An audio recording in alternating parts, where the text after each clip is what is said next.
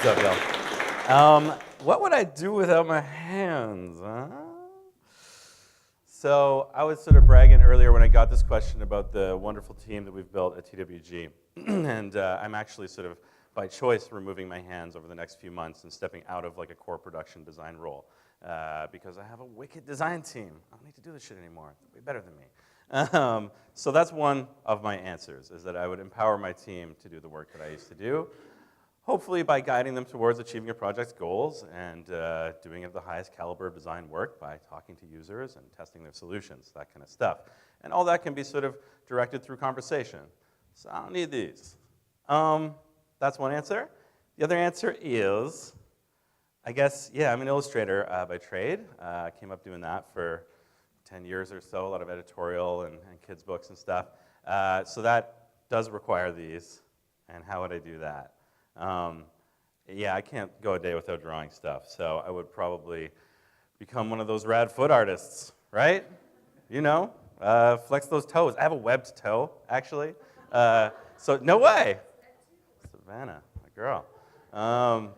Yeah, so I could probably get some cool, like, gang sign type clutches going on with my toes, and that's how it would solve the, like, illustration problem, I think. So empower my team, learn how to draw with my feet.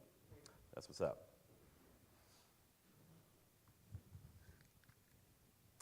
Man, everybody smokes. Last year, I caught my dude Santa smoking. Shit was weird. Christmas tree, gifts, stinky. Looked out in the alleyway, all my dapper dogs smoking. Fancy pipes and whatnot, wandering around. What the hell are these dogs doing? Kids are smoking. In alleyways, my little nieces and nephews, neighborhood kids, blowing smoke rings. Shit is gross. Smoking cigars, hiding from their parents. Y'all are smoking right now, man. I smell it. That like charred, burnt, nutty, tasty, addictive smell. I love it, man. I want it. I want it in my nose. Fact is, whether you smoke, whether you binge watch Netflix, whether you bite your nails, whether you play Candy Crush for hours at a time, that was my jam for a bit, whether you cannot stop looking at Instagram and that like constant thumb scroll, Facebook, Snapchat, watching sports, not calling your parents back, whatever. So much of our behavior is done out of habit. 40% of it, in fact. And a habit is defined by an involuntary behavior pattern acquired simply through repetition and familiarity. It's something that we don't think about anymore because we've done it so often. I urge y'all, close your eyes, take a second. Think about a habit that you have. Think about something that you do regularly, probably every day, without even thinking about it. Now open your eyes and think, am I proud of that? How do you feel? Am I ashamed of that? Maybe you have great habits. Maybe you have a couple good creative habits. Maybe you have good productivity habits. Are you embarrassed? Do you want to change these things? There's a lot of things that we don't acknowledge or think about anymore in our habitual behavior. And I want to encourage you all to think about them actively and rethink your habits to start creating new ones if you have bad ones, which I'm sure most of us do. And for me, product design user experience is a method by which we build habits into our users' lives, and into our customers' lives. And before I think we can do that effectively and productively, we need to be aware of our own habits and how to treat them and understand them. I love this quote. Red Burns is an amazing thinker in technology. She founded one of the first interactive telecommunications programs at NYU in the 70s. And she says that we should think of technology as a verb, not a noun. Technology is something that we do. It's not a place that we go or a thing that we hold. It's an action that we perform. I really love thinking about it like that. And as an action that we perform, actions easily become habits. So I like to frame a lot of the design work that I do, the way that I lead our team, and the way that I interact with the world by acknowledging the habits that we have. So I've been making websites and digital products and stuff for like 22, 23 years. I know, got the baby face. It's been a long, long time since like 94 or something I started getting paid to do this stuff. I learned a ton about design theory, and typography, and interaction, and prototyping, and all that cool shit. But I've learned a lot more about human beings in that time, and myself, and how I see the world, and how to empathize with how other people see the world, and try to build experiences that matter to them. So today we're going to talk about a few good tools and practices and habits that will help us build understanding, collaboration, and confidence. These are three core things that we all need in whatever walk of life that we're pursuing, but especially in working with users and trying to build products for human beings. Plus tangents, because there's a bunch of other shit I wanted to talk about that we're just going to shoehorn in there, because, tangents, right? First, though, man, I really want to thank the Explode team and y'all here today for having me. I've met some great people in the last couple of days and seen some amazing talks. This is a really, really special event. You guys are doing something really special here. I'm stoked to be here. Savannah, Karen, Emma, Titus, Greg, Breck, Michelle, Lynn, Chantal, Pete, Jeff up in the booth. I'm missing a ton of people. Those are the people I personally connected with, but much love to y'all, especially also Fanshawe and the sponsors for supporting an event like this. Big round of applause for y'all. Yeah. And beers. Cheers, guys. Mm-hmm. Hell yeah. All right.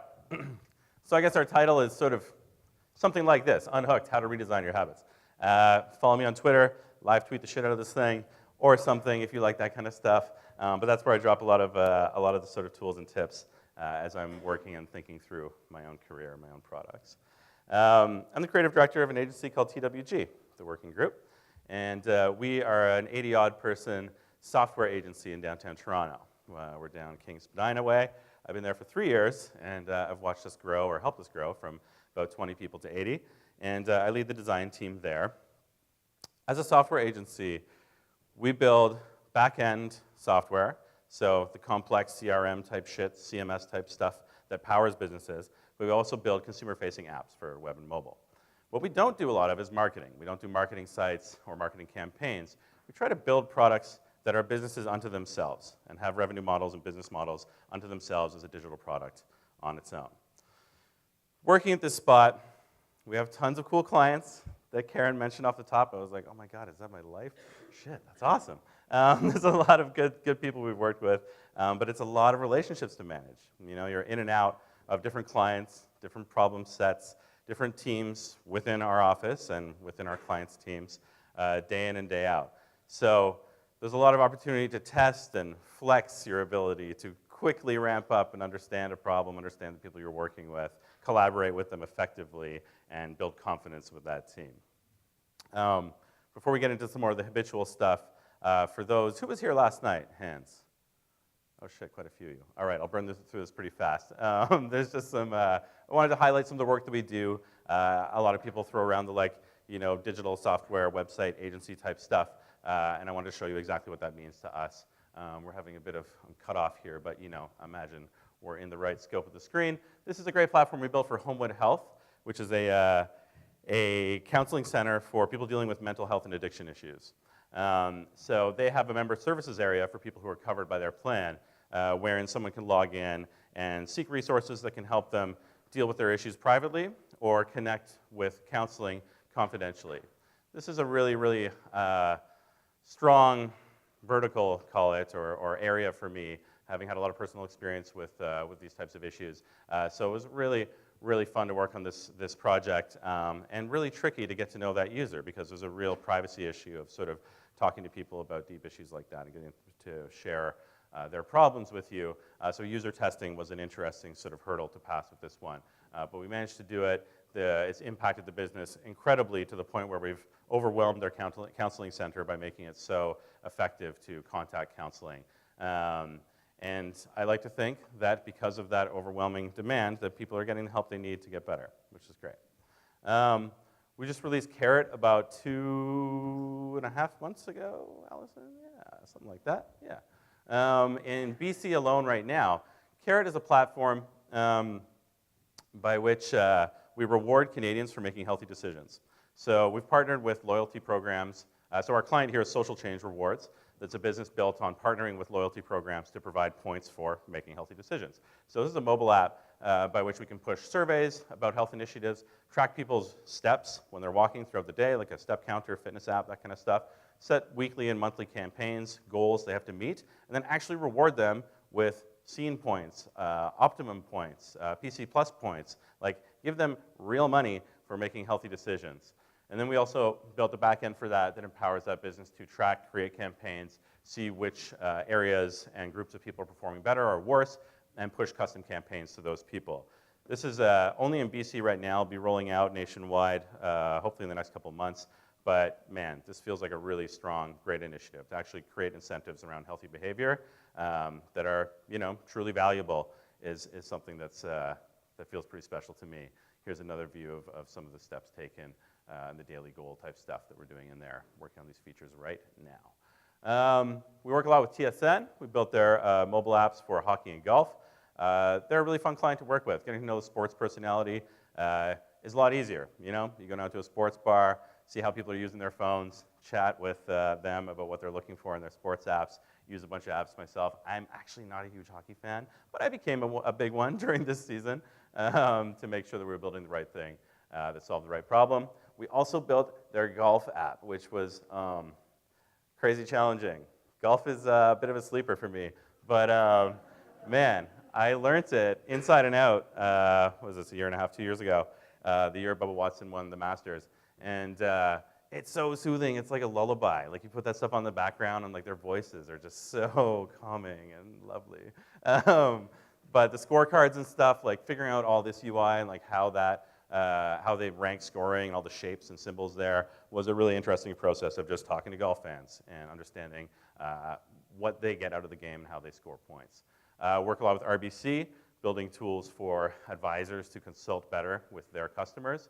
I bring this one up because this sort of plays to our core competency as a design practice is human-centered design. So we talk to people all the time and build, not just personas around them, but understand their behaviors. What are they doing at different times during the day?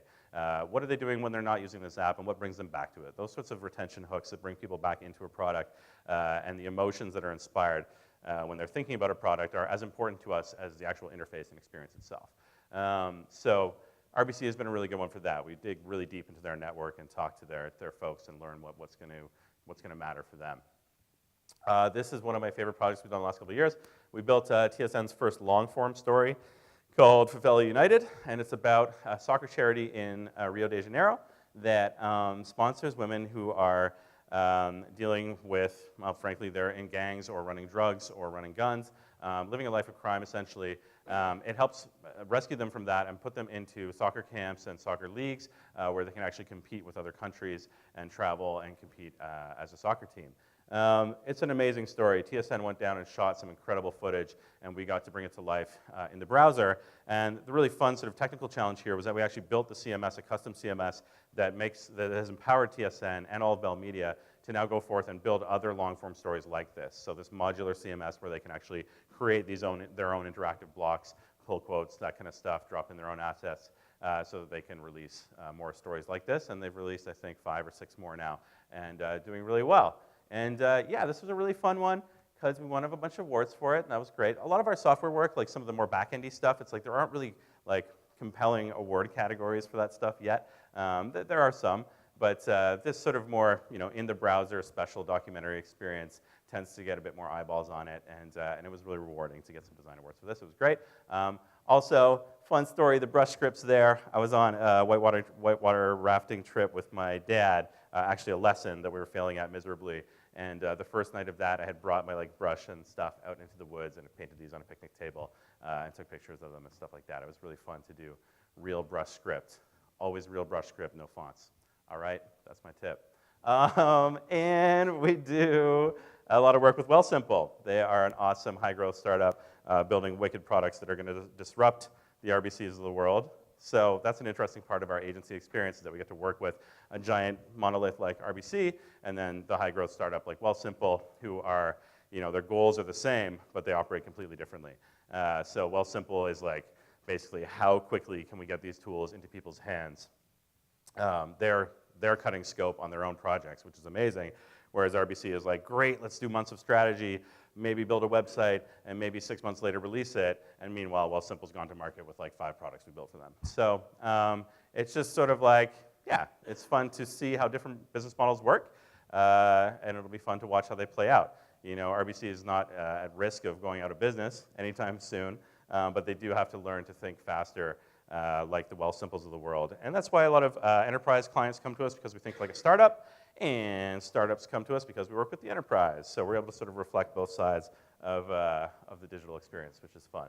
And again, this stuff, laying out complex information like this is a real challenge. And talking to advisors about what they're really looking for in this dashboard and what needs to be top of mind for them, it's a lot of learning and a lot of face time with people actually using the product. And then we just do tons of other cool stuff. Like I said off the top, man, I'm so proud of our team and the company we've built and the products we build. It's at this point where our designers can just, school me every day. So I'm happy to pass over all the reins to them, which is great. This is this really fun educational app that we are just releasing in the next few weeks called Future Design School. That's about teaching kids in classrooms how to do human-centered design, how to do design thinking, how to quickly prototype, understand users, understand users, define problems, prototype, and test solutions. And it's so great to think that that sort of product, will be in the classrooms of our children going forward and help them build better businesses and a better world to live in. So, off the top, I mentioned habits. That's what this is all about. This guy's a genius. Get this book, read it, read some of his articles. Nir Eyal is one of the guys who really inspired me to think about product design and user experience as a habit. This quote, habit-forming products often start as nice-to-haves, but once the habit is formed, they become must-haves. It's a really great way to think about things. It's like, the vitamin versus the aspirin sort of argument, where it's like, at first it feels like, oh, this is just a nice-to-have thing, but over time, you must have it. If I took away your Instagram, how would you feel, right? You don't need it, but damn, it would hurt if I took it away. And a lot of this thinking is inspired by him, so I really recommend digging into this guy. This is how he positions building a habit. These are the 4 steps. First is a trigger. The trigger is an internal or an external cue that triggers an action. So an external cue, it's easy to think of those. It's like someone told you, hey, have you seen this app? It's dope, download it. I got a push notification, so I jumped into an app. I got some email marketing from a company, and I decided to get something, go to a website, that sort of stuff. External triggers are fairly obvious. I saw some marketing, I saw a poster, whatever. It's the internal triggers that grow over time that you really want to be optimizing for when you're building product. Internal triggers are more emotional, and it's like, why do I open Facebook? Am I lonely? Am I bored? What makes me want to go on LinkedIn? Am I, sick of my job? That sort of stuff. It's motivated by deeper things inside you, and they're definitely more compelling. It's harder to build for those, but over time, if you build emotional and internal triggers into your product, you'll be more successful in keeping your users around. The action, pretty simple. It's just what you do. It's you open the website, you scroll through the app, you touch some buttons, that sort of stuff. You consume some information. The reward is really, can be many, many things depending on what your service is or your business is. But the reward has to provide some value, make life better for your user, of course. And then the investment is the trickiest part, is what effort or small bit of work do you ask your user to do that customizes the product or shows that they're interested enough in continuing to use it. Often that investment will inspire the next external trigger. So example is my investment on Instagram is to post a picture, for example. And then that will inspire people liking that picture, hopefully, which will inspire my next internal trigger to open the app. So social platforms are built on that investment, right? Anytime I contribute content or post something or comment on something, I inspire the chance of that next external trigger happening and bringing me back into the product. Investment can be creating a profile. It can be any level of customization or time that I've spent doing some work in the product. All right, let's look at some real life examples. Okay, we mentioned Twitter off the top. Okay, for me, so Twitter is straight up, I want to look smart, right? I want to know what's going on. I don't have time to consume all the news out there. I follow the right people that I think are going to give me what I need to know what to talk about at work. I didn't miss the top stories of the day, that sort of stuff. So I open, and that's an internal trigger. That's very much an emotional thing. I'm afraid of not looking smart, so I want to open Twitter and find out what's going on today on my commute to work, say, for example. My action, simple. I scroll through my timeline. My reward, gaining knowledge, hopefully, being entertained, probably, who knows. And my investment is to tweet, or even just to comment or retweet or doing some sort of action that shows that I'm invested in this product, which will then inspire my next external trigger, someone liking or retweeting my stuff, that kind of thing. LinkedIn. Y'all got a job, need a job, want a job out there. My trigger for LinkedIn, which I haven't been on in a while, is that I'm broke. Again, I'm playing to internal triggers here, the stuff that digs deep. I need some cash. I'm broke. So I open LinkedIn, I browse people and jobs. The reward here is that I find opportunities. And the investment is completing my profile, connecting, and applying for stuff.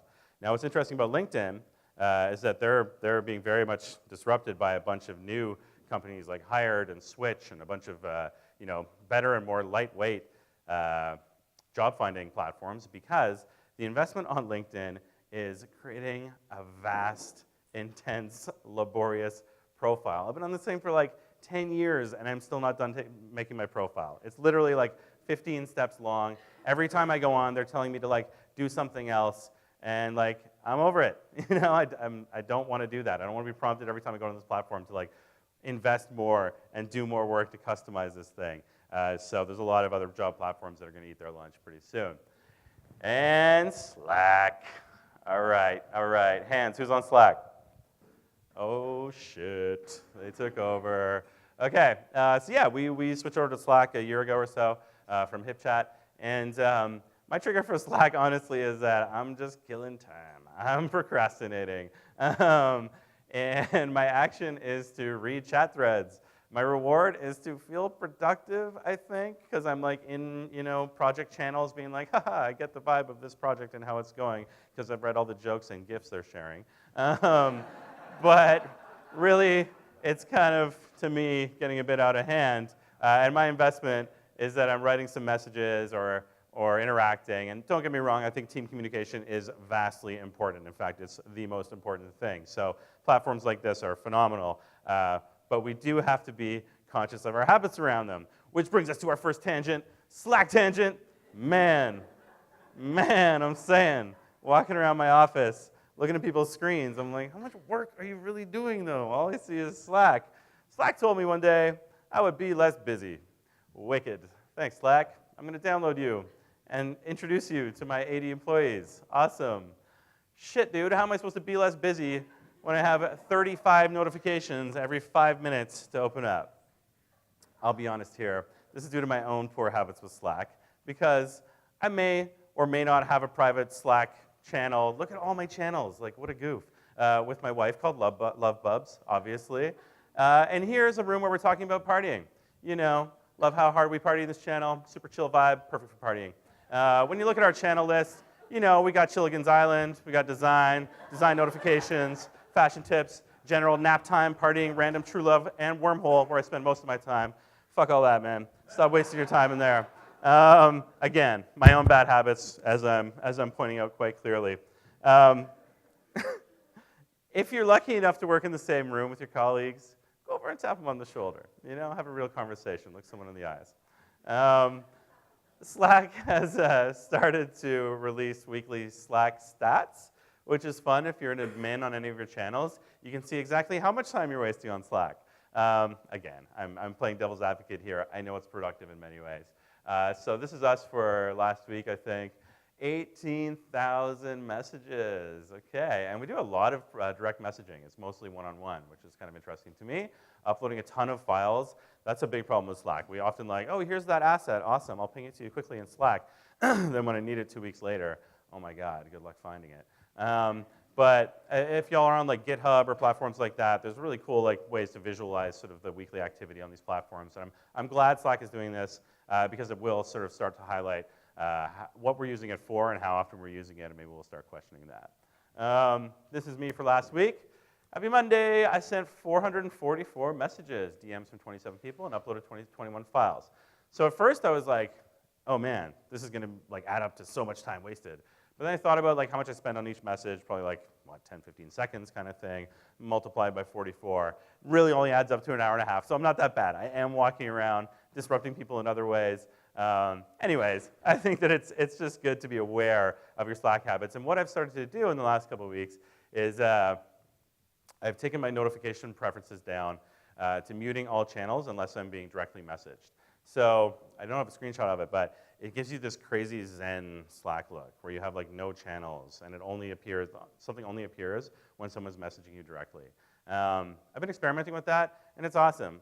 I guess like I don't catch up on all the like gossipy and awesome gifts that are being shared, but it's definitely quieting down the noise. You know, focusing, we do so much context switching as it is. I don't want to be context switching like within 1 hour from like, you know, Sketch to Slack to Zeppelin to Illustrator to Slack to Sketch to whatever. So this has been really helpful. I urge you to do it. Stop slacking off and turn your Slack off. All right.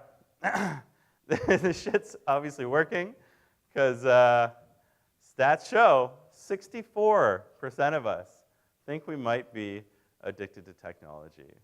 Let's see a show of hands, anybody who's totally not addicted to technology. All right, shit. That's intense. Yeah, so same, right? I feel the exact same way. Internet addiction disorder is still being studied, but it will soon be canonized into the Diagnostic and Statistical Manual of Mental Disorders. And it's actually, studies are showing that it's resulting in pretty significant changes in our brains, like 10 to 20% lower capacity, more proclivity to depression when not around screens and technology, because we're getting really used to looking at them. We look at screens 300% more than we did in 2011. So, yeah, screens are productive. There's lots of cool tools out there. We probably all work in technology in some sense. So I'm not saying, you know, don't use them or get away from them, but try to connect with people in real life and make real things that involve collaborating in a sort of, you know, outside of the screen manner and communicating outside of the screen. What I've been trying lately is an electronic sundown, which is where I put, so goofy. Oh man, I drew this late at night a couple days ago. What a fool.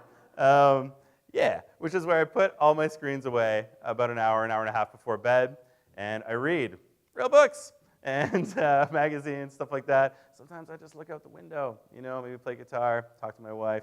No screens allowed in the bedroom, that kind of stuff. So I would encourage you to maybe try something like that if you're concerned with digital addiction. Oh, another cool one for me is I went back to a real alarm clock. I don't use my phone as an alarm clock anymore because, of course, as soon as your phone goes off and you pick it up off your bedside, you're on fill-in-the-blank favorite social channels, right? And I don't really love starting my day like that, you know? I want to wake up and feel like a person in the real world. And so I don't bring my phone into the bedroom and I don't use it as an alarm clock because I don't want to feel like this when I'm on vacation. I need Wi-Fi, you know? I want to be able to live without this shit. So when I don't need it, that is. All right, back to the habit. So I wanted to use this framework to analyze my own habit.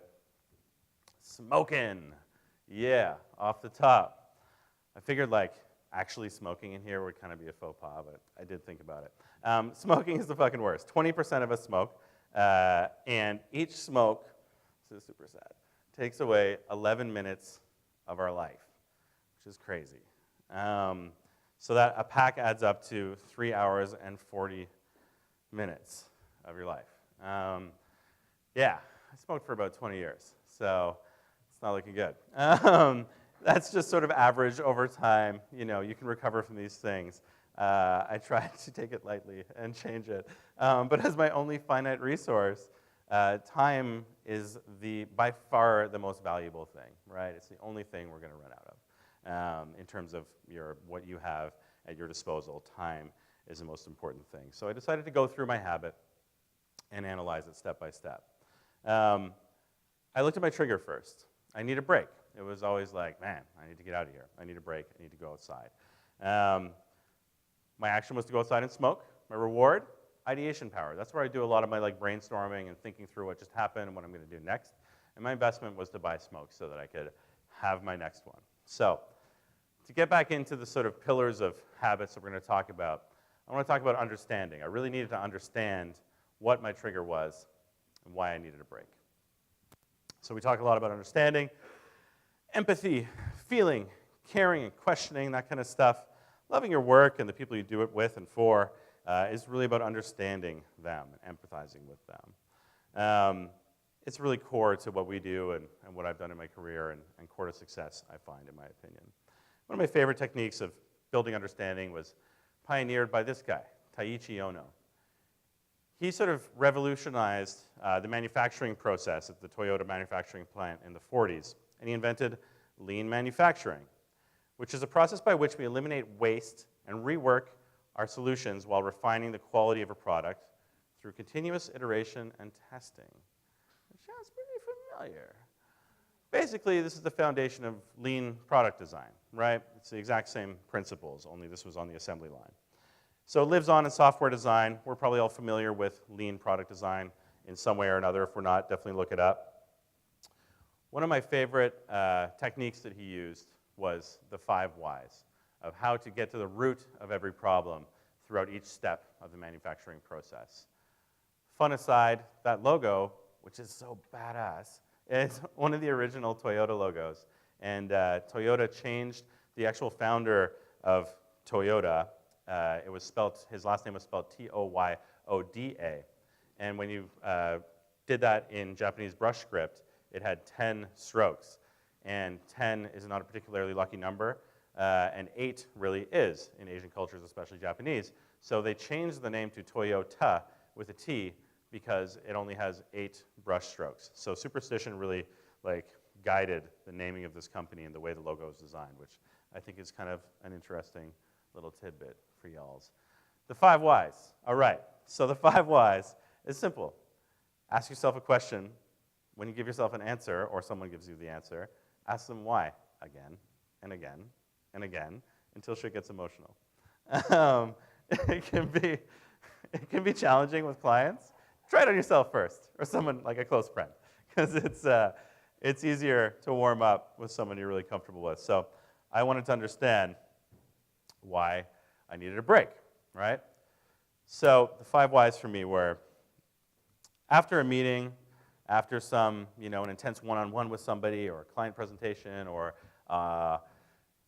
just like a high-pressure moment, say. I would just think, I need a break, and it was almost unconscious. Like I said earlier, I wouldn't even think about it. All of a sudden, I was just out back in the alleyway having a smoke by myself. I didn't even know how I got there. I teleported. It was crazy. So I needed to start questioning why I needed a break. So why? Why do I need a break? My answer for that was, well, I need a bit of time to process what just happened. So why do you need time to process? Well, I guess I need to gather my thoughts and think about what to do next, right? Natural. Okay, but why do you need to gather your thoughts? Well, for me, dealing with a lot of different problems and situations every day, I don't know how to solve them all. So I didn't know how to solve this problem. I got to think through it and maybe do some research, maybe get on my phone, Google some shit, or Slack somebody. Why do you need to think, but really why? What's the reason that you need to do this research and ask people or think through something? It's okay, yeah, because I don't have all the answers. And here's where I start getting annoyed at myself. I don't know. I don't have the answers. Okay, the real root of it for me was, why do you need to be alone to do that? And for me, I was really afraid for people to find out that I don't know what I'm doing. I think we probably all have a sense of imposter syndrome, or, if you're new in your career or late in your career or at any point in your career, you're going to encounter times where you don't know what the fuck to do. You don't have the answer.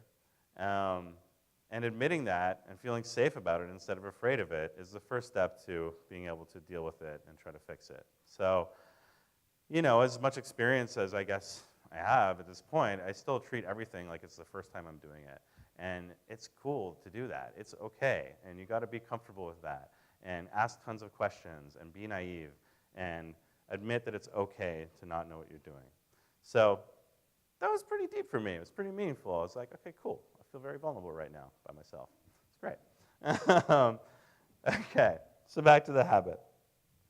The action, pretty simple. I don't know what the fuck I'm doing. I got to run outside and hide and smoke and think through things by myself and come back in acting like I know some shit. So smoking was the thing. Ideation power was wow, that actually like lined right up. That was great. Which was super compelling because, man, as a creative person, which I'm sure we all are, and really everybody is, this is like so fun. Daydreaming is the best, right? And so I'd go out there and I would think through stuff, and the reward I was getting was essentially variable because it was a different problem I was thinking through every time. And so it was super compelling for me to keep doing it because it was like a surprise almost every time as I thought through things and did research. The concept of variable rewards means that over time we've trained our brains to learn the world around us and to understand and predict things. So once we learn that a light switch turns the lights on and off, cool. We're only going to turn it on and off when we know we need it. But when you get a variable reward from performing an action, like I turn the light switch on and the room fills with kittens, or I turn the light switch on the next time, it's streamers, and I turn it on next time and I got a hug. Like, I'm going to keep turning that light switch on and off for days and days. It's the exact same psychology that you apply to slot machines at the casino, right?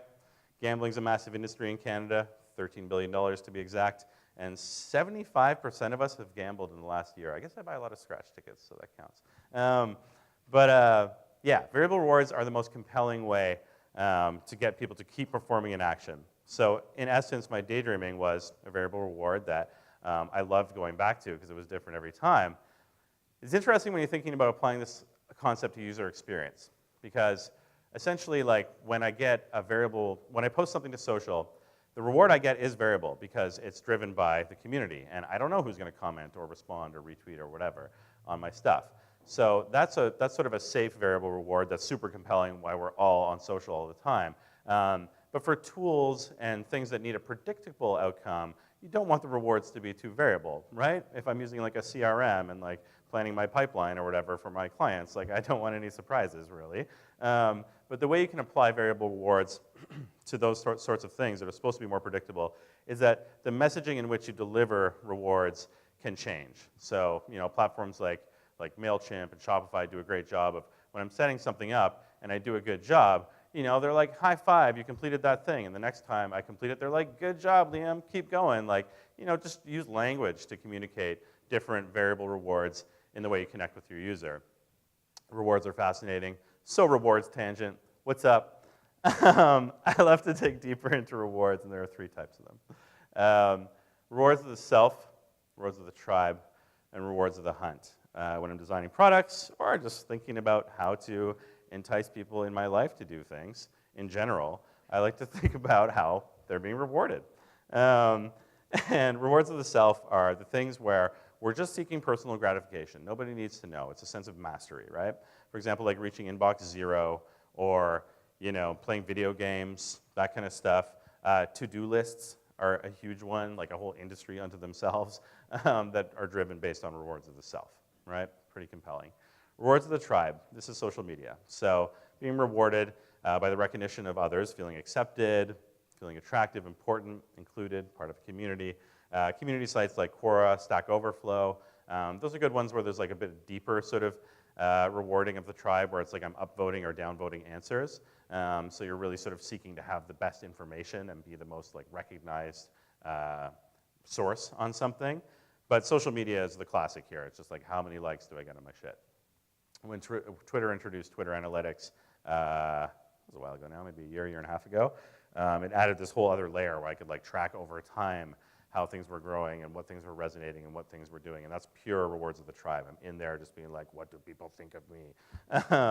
And it's interesting. It's super navel-gazy type shit, but you got to think about that. Rewards of the tribe are very, very compelling. And rewards of the hunt, this is an interesting one. This is being the first to find something.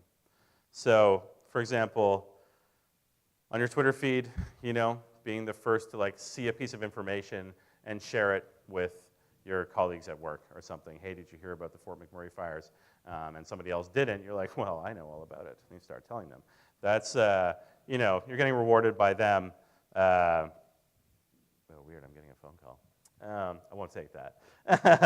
You're getting rewarded by the tribe being like, oh, wow, you are the first to know that. What a smart guy. You must read the news every day. But it's really about the hunt, about finding something first. Also similar being like an evangelist for a product and like a gearhead or a first adopter. We were just talking about that earlier. Like being the first person to get the new Magic Leap or iPad Giant 1 with the pen. Stuff like that. That's like rewards of the hunt. Like, I'm the person who has that. I'm the expert. I'm the person you want to talk to about that kind of stuff. All right, think about rewards like that when you're rewarding your users and building product. So the great thing about ideation power was that it was a variable reward. Being out there brainstorming was really sort of compelling. But the problem was I was doing it all by myself, and it didn't create any sort of actionable value. I would come back into the office with like a head full of crazy ideas and nowhere to take them, no real like step forward. I didn't know what to do with them. And that brings us to paradox of choice tangent. Oh man, y'all hungry? Shit, look at that skewer, huh? This is like one of my hugest paradox of choice problems is like choosing what to eat every day, right? Going to the grocery store, being like, I don't know. If you have a partner, it's like, what do you want? What do you want? No, you choose. No, you choose. Every time, I know you know it. I know you do it. The paradox of choice means that having more choices in the world actually doesn't liberate us or provide more freedom. It actually acts as a burden and adds anxiety to our ability to make decisions. Now, we're all in a fairly privileged position to probably have some good choices on our hands. So we're lucky to have choice, but instead of like feeling freer and great about it, we're actually feeling kind of stressed about it. Kind of stressful, right? What am I gonna buy? So much shit. So it works in two ways. The first way is that the paradox of choice actually produces paralysis in us. So with so many options, like I said, we find it difficult to choose at all. You stand in front of these 50 sauces, and you're like, well, how the fuck do I make a decision? You have to choose like one variable, I guess, price or something, or I don't know, product reviews or something like that. But like, man, that just complicates things so much. Because, and the second part of it is when we're evaluating opportunity costs, when we look back on the choice that we made, when there were more choices of things to choose, when there was more selection of things to choose from, when we choose one of those things, when we look back on that choice, we're more likely to be dissatisfied with our choice because there were 50 other things to choose from. And we're like, man, did I make the right decision? I don't know. There was so much other stuff I could have chosen. So we question ourselves. It adds anxiety and stress. Whereas if there are two things, you can more easily evaluate them, choose one, and think back and be like, yeah, I didn't want that other thing. I made the right choice. I got this. But when there's like 20 things, it's a much different story. So, case in point, y'all been here, right? My favorite, Netflix. So this is a huge paralysis and paradox of choice moment for me and my wife on a regular basis. We stare at this, and it looks more like this. Oh my God, how do I make decisions? And it's so overwhelming, right? So one of the techniques that we use is just like, okay, we look at 10 things, and then we narrow it down to 2 instantly. Within the first 30 seconds, it's like, okay, let's just choose between these 2 things. And the more you can do that and narrow your selection down, the happier you'll be, the quicker you make the choice, and the less you'll regret the choice you made. I'm sure there are a lot of regrettable choices on this layout, but you know, as long as you're doing it in the background and making sure you reduce the paralysis you're going to feel by seeing all these things. It's so stressful just looking at it. I got to change this. So that to be said, this is how I felt after having my smoke. I would come back into the office and be like, holy shit, I have 45 ideas, and I don't know what to do. I don't know how to make decisions. It's all in my head. I'm super frustrated. And it was kind of a low moment for a guy. Heavy pause. All right. So I had to figure out how to be productive and make the next step and make those choices going forwards, and that brings us to collaboration. Collaboration is essential to decision making and creating great ideas as a group. Y'all been here, sitting around this table, talking about innovation, collaboration, how we're going to build the coolest, most revolutionary product, change the industry. User-facing this, full stack that. It's going to be dope. These illustrations are by the Art Directors Club. They did a great poster campaign a few years ago called Fighting the Good Fight. I did not draw these, but they're fantastic. Look them up, Art Directors Club. So yeah, you're in this meeting, you're planning the thing. Everybody's using the same words to describe completely different pictures they have in their heads.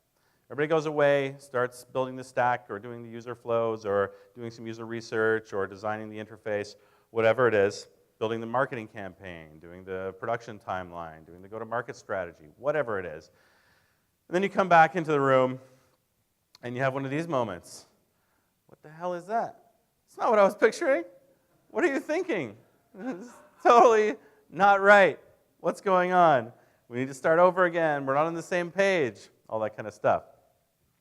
Then this starts. Everybody hovers around the poor creative or engineer or PM or marketing person, whoever it is, and starts being like, make it blue, make it red. My dog doesn't like ponies, so make it a cat. And just all this subjective stuff comes out because we haven't kicked off the process with a real collaborative effort of getting our ideas out of our heads and onto paper. So at TWG, we've been running this workshop for a while now called Design to Align, and it's been so effective in preventing those problems. So no matter what you're doing, it's a creative drawing exercise that helps us get everybody's ideas onto paper in a structured way so that we're all proceeding in the right direction towards the same goal together and not just using hyperbolic words to describe the future of technology and then making, like, I don't know, a chair with a screen on it. Great, so Design to Align, I'll teach you how to do it. You should try to do it with your team. We'll help align your team, save you time doing rework, so no more pixel pushing or code reviewing, and we'll help your team ideate on solutions as a group, which is really effective for us. So who you need is basically that same group of people, but make sure they're multidisciplinary, right? 3 to 7, 8, 9 at the most, team members from different departments. That's really important to us. Even though this feels like a design exercise because you're drawing, it's not at all. It's a collaborative ideation exercise that should involve people who cannot draw. Those are the people with the best ideas. You always get your best ideas from engineers, from PMs, from the marketing people who are out there talking to people. Make sure this is a multidisciplinary team working on this workshop together, and assign a moderator because shit gets hairy. What you need, 1 hour or more, but an hour will suffice. Sharpies, one for everybody, stack of blank paper, highlighters, and a timer. Here are the steps. Define a problem that you're trying to solve and the goal you're trying to achieve in solving that problem. And be very specific about this. You're going to run short, like 5-6 minute drawing exercises. So if you're talking about user onboarding, right, big theme in product design, don't focus on the entire flow. Focus on like the email capture screen or the profile customization screen, like profile upload screen, whatever. Something very specific that you guys can get really deep into. Set the timer for 5 minutes. Everybody grab their paper and everybody start drawing your own version of what will solve this problem. We've been experimenting with Design to Align music these days. It works most of the time, so bring some tunes. It's fun. Now, step 3, the most important part, is to name your idea. So this is your chance to brand your idea. You know, the lightning bolt is going to beat out the water slide because it's better in this way. You're about to pitch this to your team. So you name your idea. You go around the group. Everybody pitches their idea pretty quickly to each other.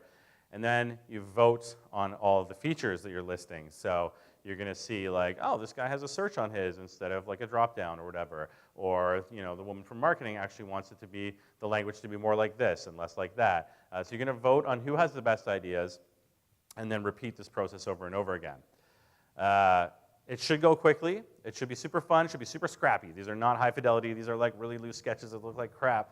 But as you run this 2 or 3 times in, you'll start to see a beautiful Frankenstein emerging with all the best ideas from each team member showing up in yours and showing up in theirs. And by running it 3, 4, 5 times, you should basically end up with an output that looks like a bunch of this kind of thing. You know, sketches, drawings, these are focused on interfaces, but honestly, we use this to solve anything. We use this to solve timelines, resourcing issues, like that kind of stuff. You can use this to solve anything, just to get people's ideas out of their heads and onto paper. And you want to repeat it until you've voted and aligned your team around some solutions to then build and test. So just get to the point where you've agreed that, yeah, this could work. Now we're going to try a prototype or communicate it to someone else, a user who could validate whether this is the right idea or not. This is like our version of a design charrette. It's a process that has existed for a long time, but we've sort of constrained it to be really, really focused on specific problems and solutions. And it's incredibly effective and super fun. It's just like a really good team building exercise, to use a played out HR term. But it's great. So I recommend doing that. I'll post it on Twitter right after this jam. You can download the stuff.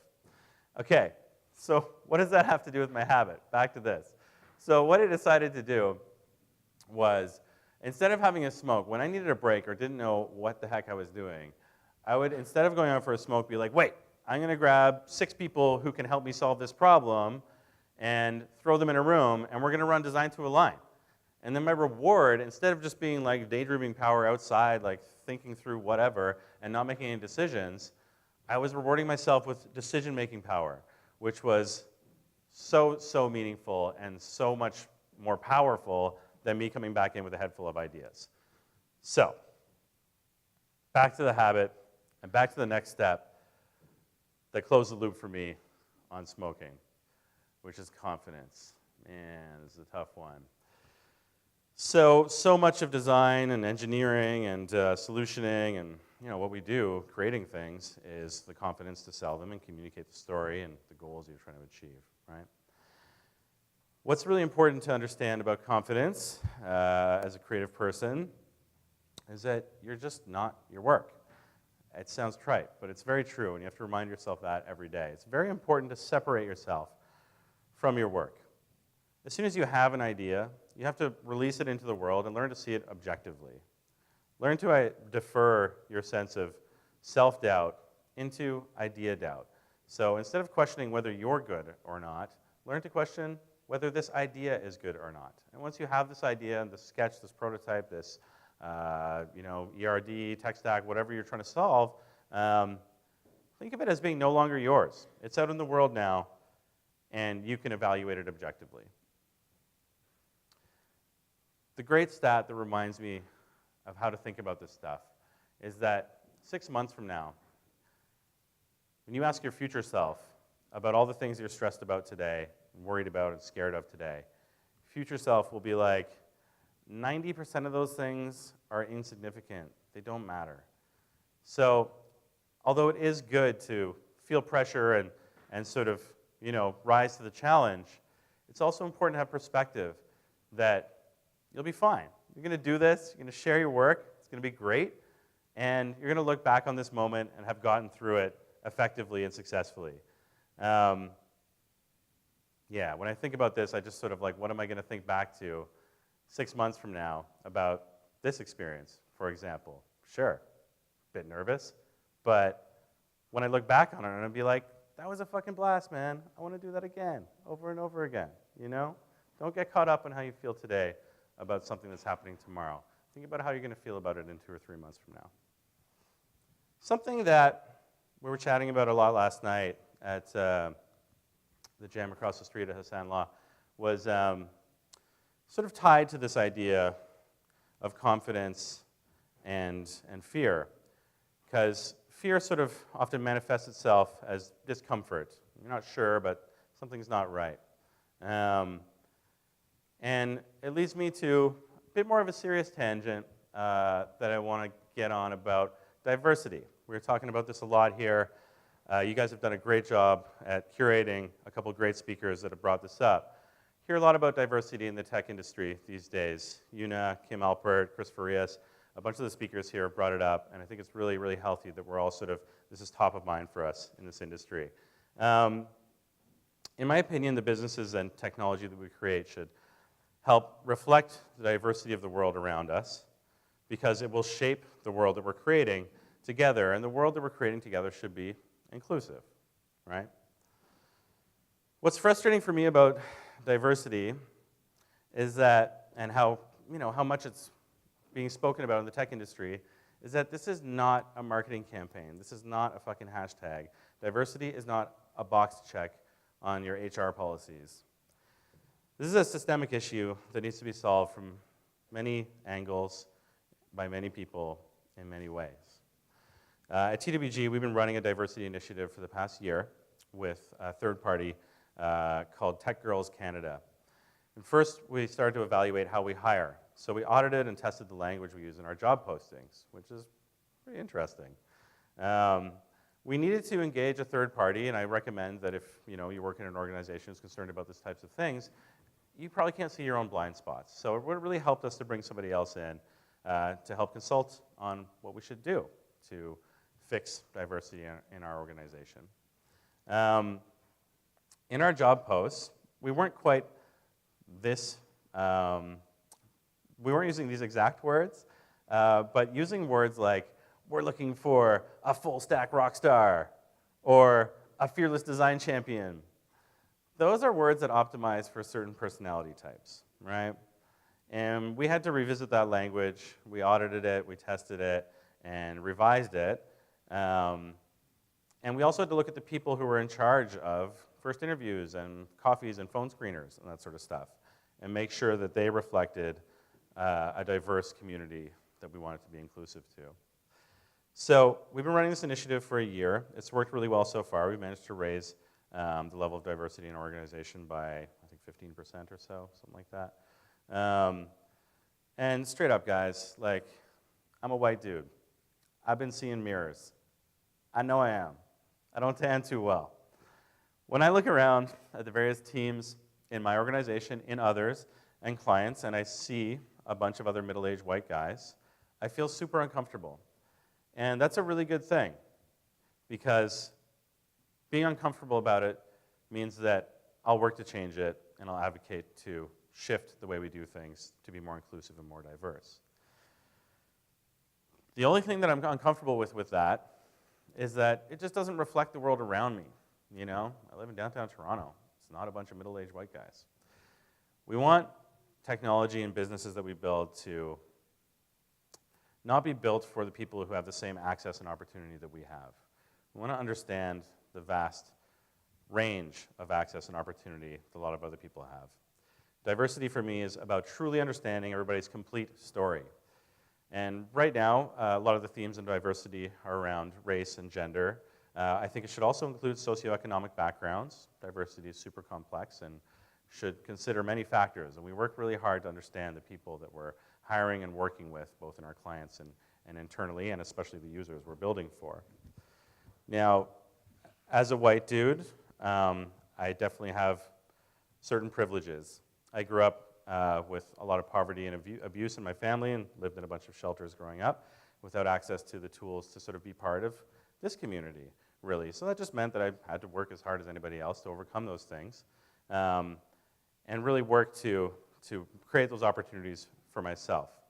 It's really important to understand that regardless of race, gender, all those things, everybody has their own story, and to understand that is the first step to being able to be truly inclusive and diverse. Working through that and getting to, I guess, where I am now, which feels really great, the bottom line is just that I'm incredibly grateful and appreciative of the opportunity to work in a community like this, and I want to make sure to extend that opportunity to people who don't have it. We work hard to sponsor coding initiatives like Ladies Learning Code, women in tech events, those sorts of things, and beyond, to make sure that we're not being precious and containing this opportunity to just our own community. We need to really work to be more inclusive and spread this opportunity to people who don't have it today. Basically, it's just about sharing the love, right? We all love what we do. We want other people to get this opportunity. And we want to make sure that we're using our skills to build an inclusive future.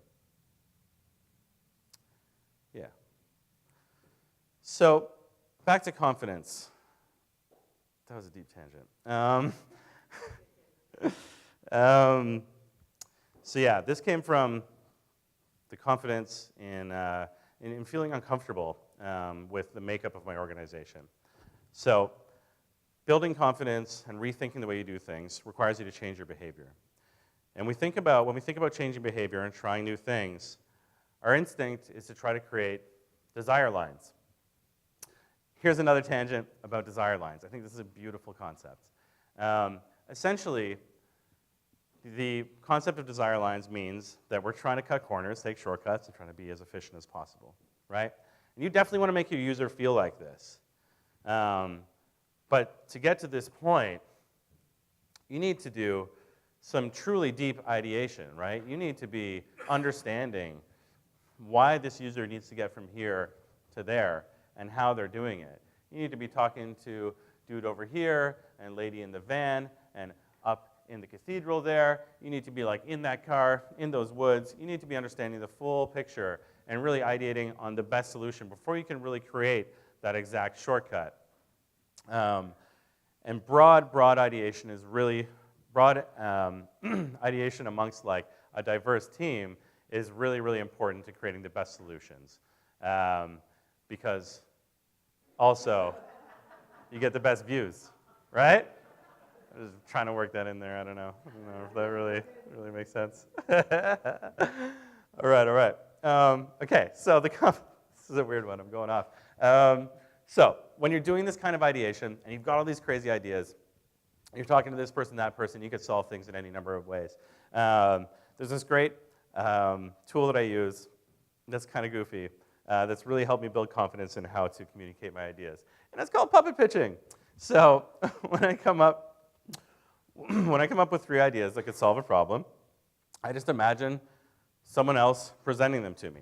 You know, someone you trust, a friend, a family member, a colleague.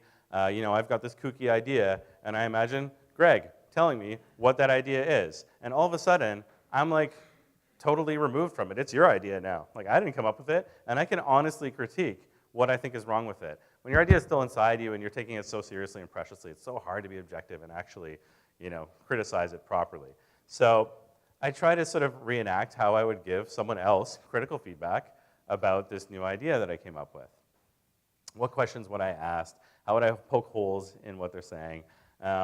So all that to say, practicing your pitches, practicing meetings, practicing what you're going to say about something is really key to being a great UX designer, engineer, PM, whatever you are, making sure that you've sort of done this. And I'll go as far as to pull up somebody's picture on Facebook and imagine them telling me what this idea is, and then being like, well, I think you haven't thought about this. And it's it's weird, it's a weird thing to do, but it's really helped me. It's one of my favorite techniques to defer self-doubt into idea doubt. So back to the habit, closing the loop on this, that was the biggest part. That's sort of my biggest investment that I really changed was that I started sharing my work a hell of a lot more. Practicing sharing it to myself and learning how to share it quickly with other people so that now when I need a break, we do design to align, I get decision-making power, and I share my work a hell of a lot more so that people come back to me the next time and be like, great, let's do design to align again. Next time we need to solve a problem, let's get together. Let's solve this problem together and share our work. So it hasn't been too easy, and it hasn't been perfect, but I haven't been smoking for about 1.5 years. Thanks, guys. And it feels pretty rad. Yeah, burn it up. All right, so to go back to this here, just to close the loop on everything we talked about today, these 3 pillars of habits that I think are really important. Here are some of the things we talked about: understanding the 5 whys, collaborating, running design to align workshops, and for confidence, just puppet pitching, man. Put that sock puppet on and have it tell you your own ideas, and it'll be really, really helpful in building your confidence. And then we talked about all this other stuff too. Yeah, oh, damn. All right, y'all, this has been a lot of fun. Real pleasure to be here today. Thanks again for having me. And like anything I do, I would love your feedback on this talk. Please follow me on Medium and Twitter and Dribble. That's where I share most of my creative work. And yeah, thanks a lot. I'd love to connect. Thank you.